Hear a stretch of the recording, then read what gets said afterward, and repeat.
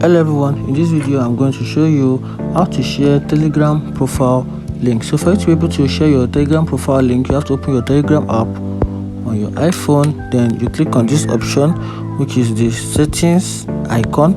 Once you do that, then you click on this option, which is the profile option. Right here, just click on it. Then right here, you can simply tap on the edit button.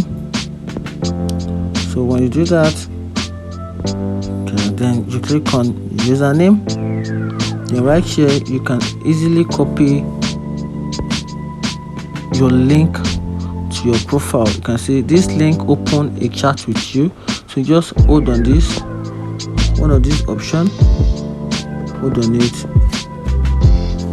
Then you can see copy the link, or probably you don't have to hold on it, just click on this option, just click on this link right here, just click on it. Then you click on copy link and see link copied to in clipboard. So just copy the link, then this will actually take you down to your profile.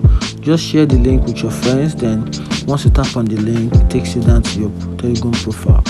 And that's it. Find this video helpful, like and follow for more. Thank you.